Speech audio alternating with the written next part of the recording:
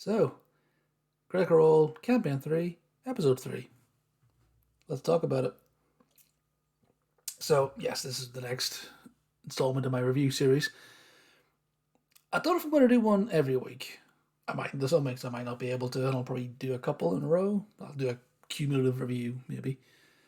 But for now, I'm going to carry on with this. I'm enjoying this. Same format, same warnings as previous ones. First few minutes are going to be no spoilers no spoilers for the current episode. I may spoil stuff for episode 1, episode 2, so if you haven't watched those yet, this video was not safe at all. Go back to my previous videos and watch those. But I'll do a few minutes where I will not give any spoilers for episode 3. And then I'll make it very apparent that I am moving on to spoiler territory. And at that point, if you haven't seen the episode, you should move on and not watch anymore. Okay? So, episode 3, carrying on from episode 2, or episode 2 left off, funnily enough. I must say I'm really enjoying the characters. If you've seen my previous videos, you know right at the gate, I enjoyed all of them.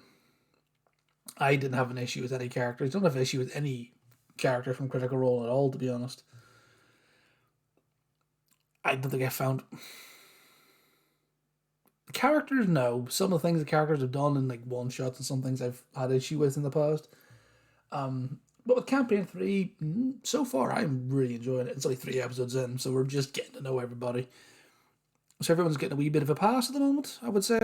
To be super critical and honest, I'm being very just going, I'm enjoying it. I'm just enjoying having Critical Role back. And also watching a new campaign from the start. That's a new thing for me. So yeah, really liking the characters, liking seeing the abilities. I do enjoy going on to Crit Roll Stats after I watch the episodes, just seeing the characters get updated, like bits and pieces are getting added every week. It's really I'm really enjoying that. I'm getting a kick out of it. Like, oh yeah, this character got this ability was revealed about this character this week. So Crit Roll Stats now, and then. The continuation / enhancement of the Aurum or the creepy Laudna message, which I just fucking love. That's my favorite bit. That's I think that's becoming the new Jester thing. You campaign to be a Jester with her messages and Travis keeping count. That whole shtick. I think this campaign we're going to have Laudna and her creepy messages, which I fucking love. It's so much fun. Then, yeah, some more roleplay, some more world building. Yeah, just another really good, really solid episode. I can't say much more without spoiling it. So I'm going to leave it there. I'm going, can I say anything more? Can I say about... No, I'm going to leave it. I'm leaving it. I'm trying to keep things as spoiler free as possible, because I've had things spoiled to me in the past. I know how much that sucks, so I'm trying to not spoil things as much as possible, and I'm trying to be considerate. But yeah, so I'm going to call it there for no spoilers. And this is your warning, so if you don't want any more spoilers, thanks for watching the video so far. I look forward to seeing you when you get caught up and watch the rest of this video, where you go back and watch my previous videos. But yeah, see ya. Have fun. Good rest of your day. Right, they're gone.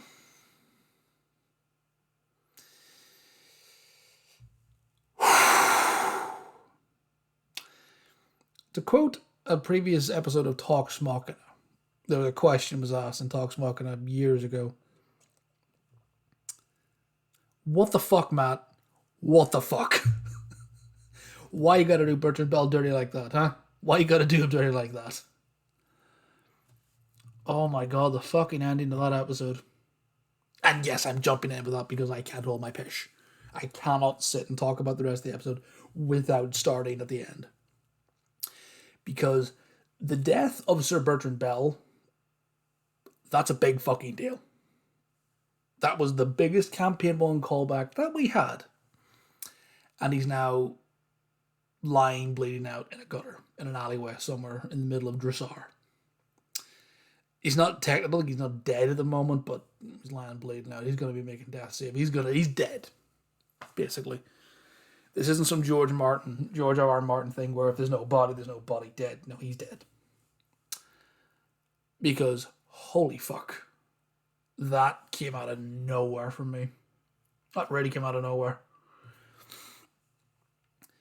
Just the end of the episode, everyone's sitting down. All right, okay, this is all well and good. We're going home, and Bertrand's pissed, buying drinks and all the rest of it, and having really enjoyed himself. Just a real, okay, I'm back in the game, finally, yes, and yeah, I should probably go see where these guys actually live, because I don't know where the fuck I'm going, and heads off, and yeah. Oh my god. It's one of these things that character death in these shows doesn't hit me at the time. I think with Bertrand, I don't know if it's going to really impact me. Again, spoilers for previous campaigns. That's another thing I have to say is when I talk about no spoilers, I mean no spoilers for the episode. I keep emphasizing that because I will spoil stuff from previous campaigns. So, this is your moment. If you don't want spoilers for previous campaigns, please fucking leave. Because I'm going to spoil stuff. You're gone. There's your warning. I'm going to do spoilers now. Campaign 1, we had a couple of deaths. Like, not permanent deaths, but we had a couple of deaths.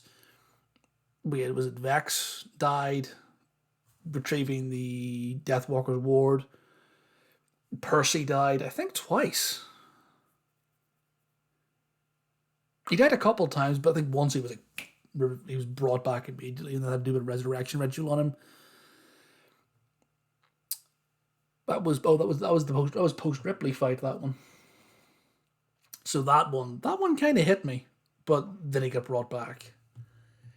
So I remember watching them and being like, "What the fuck?" The next episode, which because I caught and I watched campaign 1 after it was finished, everything was there. I didn't have to wait a week.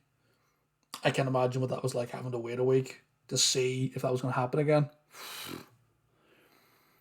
And then we also had Scanlan later on in campaign 1 as well, which that one kind of hit harder. I think just because of the reaction, everyone's reaction to the table at the time. And then campaign 2, well, we had the big one.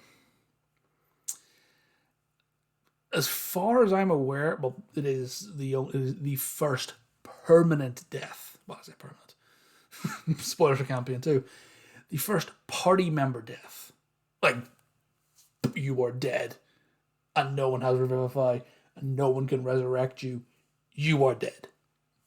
Of Mollymock Tea Leaf in the fight against Lorenzo and the Iron Shepherds.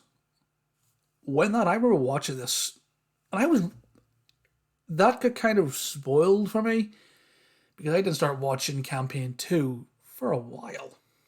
I think I was watching campaign 2 and I started watching around the time the intro, the big animated intro came out. I watched it and I thought, this is really cool. Where's Molly in it? Yeah, that kind of spoiled it for me a wee bit, but yeah. I was kind of like, hang on a minute, what? And then I just was watching, going through the episodes, getting caught up, and then that fight with Lorenzo and the blade strikes down into your chest, and you have a few moments of consciousness left. What are your final words? Oh my god. I realize I've gone off on a bit of a tangent here, but and then it wasn't until they returned back and we had the funeral, if you will. We had Yasha, Ford, and Jester have their goodbyes, and Yasha's big outburst. That broke me. At that point, I was like, fuck. Just sitting, watching it, and just crying. just did hit me like a ton of bricks. But that's just what the heroes are like. With Bertrand, I don't think I'm going to get that. Well, I said that. I probably will. I'm the kind of guy. I'm that kind of person.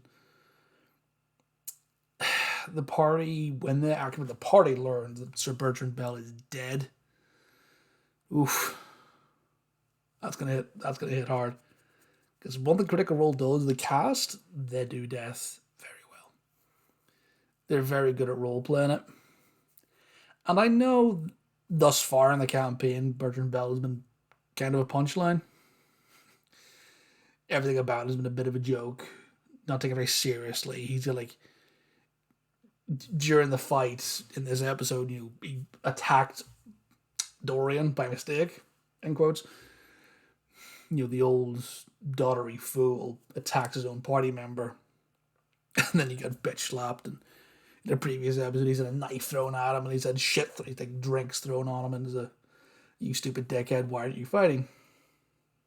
But when the party learned about that, yeah, that's gonna hit them hard. But they're only 3 episodes in. Because fuck, that's the quickest character death it's ever been in Critical Role. Because Molly was 26 episodes, and that happened. This is 3 episodes in, and they've killed the character off. Now, again, going forward, more spoilers, but I did see a tweet from Mercer where he talked about the ending. Go and read them yourself. But he did talk about how Travis had a character that he wanted to introduce later in the campaign, but he wanted to be there from the start, so that's how they brought Bertrand Bell in. And he talked about how, yeah, I want Travis to be there from the start, and at some point Bertrand Bell is going to have a grim ending. That was the quotes, and Travis had no idea when it was going to happen or how it was going to happen. And we now know he gets shanked in an alleyway by the bad guy that got away in that fight. Which, Bertrand Bell, the hero, yes, he was a bit of a blustery old fool, but he was still a member of Vox Machina, technically. He did help bring back Grog. His ties. So I think his death is as I don't know what the word is. As grimy as his death was, being shivved in an alleyway and being left to die, I kind of hoped he was going to die in his sleep, something peaceful. But I suppose nothing motivates a party, but like nothing motivates a party like murder, especially of a beloved NPC or PC. So yeah, you got to kill people off to get some motivations. Well, at least that means we'll get a new character for Travis. We'll see what he comes up with. Yeah, I've predictions. Anybody watching this? I would like to think I predicted he was going to go full caster. Because he was Grog campaign 1. Campaign 2 was Ford, the warlock / paladin. Sort of hybrid. Sort of melee / caster. So he could go full caster in this episode. So this campaign. But there's a lot of casters. We've sorcerers, we've a sorcerer, a sorlock, a cleric, a bard, a druid. Even the barbarian, the fighter have spells. Well, magic of a degree. So I don't know. It's interesting. Well, we'll see what he comes up with. He might go full caster, or he might go back. He might revert to type. Who knows? So yeah, that's the heavy shit and the big spoilers dealt with. And then, as I alluded to in my spoiler-free stuff, the running gag, which has to be a running gag now going forward. The creepy Laudna message. Every time Laura casts a message, the whole party just start doing the whispers. I was actually rewatching bits of there because I was like, I want to find some of the whispers and get details for this. And then, like the message of telling Orem go unlock the front door and just like, the whispers.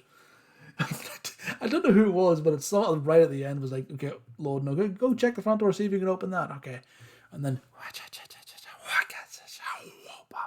whispers, and then kill.